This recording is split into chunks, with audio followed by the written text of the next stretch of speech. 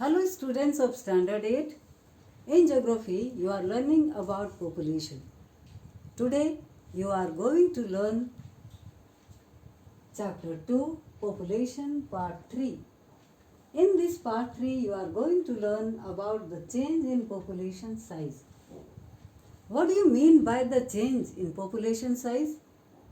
The size of population always changes according to the places or time to time. Why? What are the reasons? The main reason is the migration.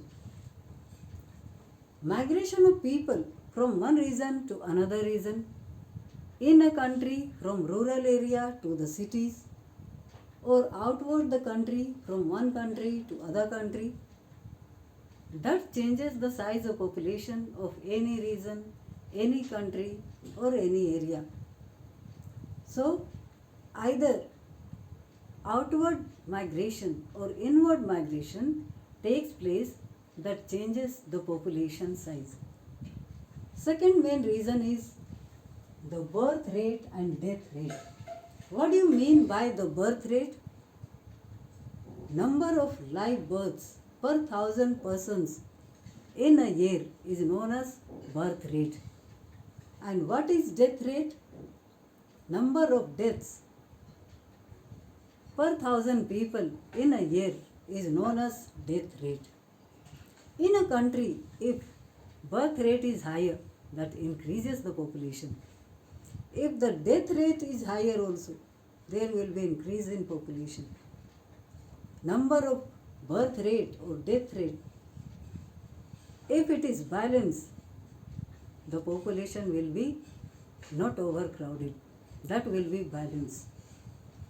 In some of the countries, due to the modern facilities, health care, hospitals and education and all other amenities are well developed, in those countries birth rate is less, also the death rate is less, and the difference between the birth rate and death rate shows the natural increase.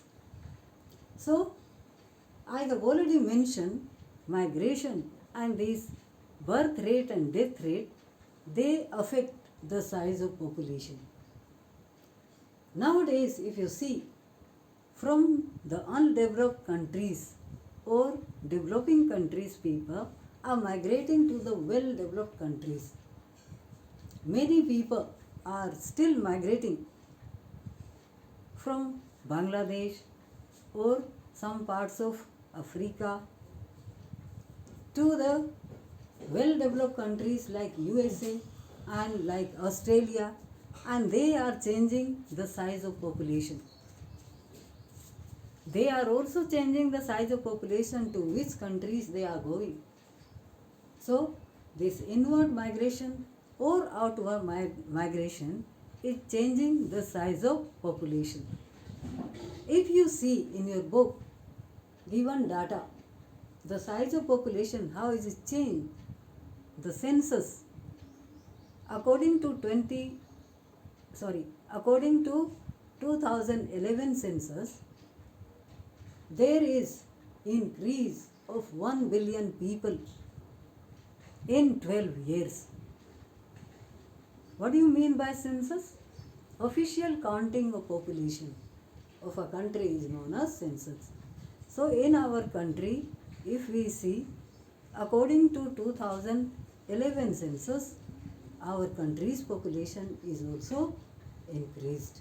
And world's population, if we see, in 12 years, 1 billion population has been increased.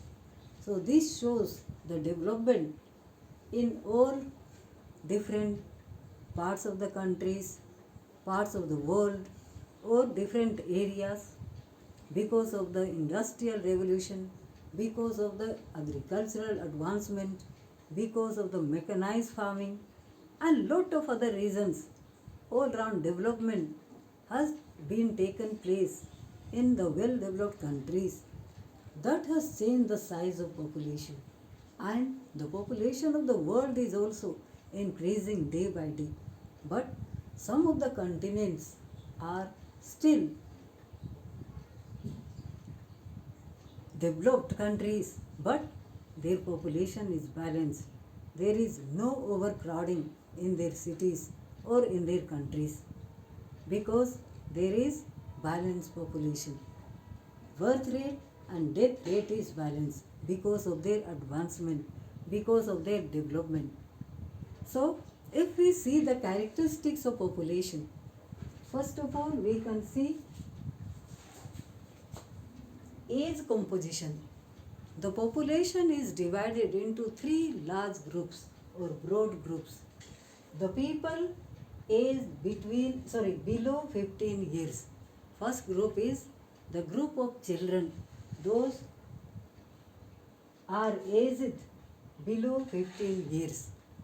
Second, the people between 15 to 65 years, the youngsters. And the third group is above 65 years. They are the senior citizens. So, if we see this age group composition, children below 15 years and senior citizens, the old people above 65 years, these are dependent population. These are the dependent people, but the age group between 15 to 65 years, these are the working people. They are earning for their families. Second important feature, if you see, sex ratio. What is it? The population or age group, sex divided into different males or females. So, the number of females per 1,000 male is known as sex ratio. In our country, according to the 2011 census, 940 females per 1,000 males is as the sex ratio. So this is not balanced. There are many countries where both male and female population is balanced, but in our country, female population is less than the male population. And third important characteristic of the population is working and dependent population.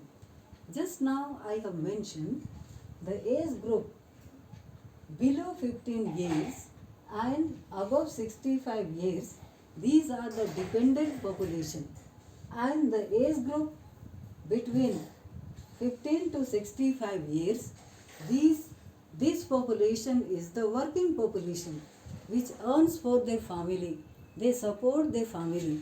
So this is the main characteristic of population. If you see the population pyramid, what do you mean by the population pyramid? A diagram which shows the age composition, also sex ratio, and also gives an idea about the life expectancy. In your book, there are three diagrams given. The lower diagram is showing the population pyramid of male and female of Japan, and the middle diagram is showing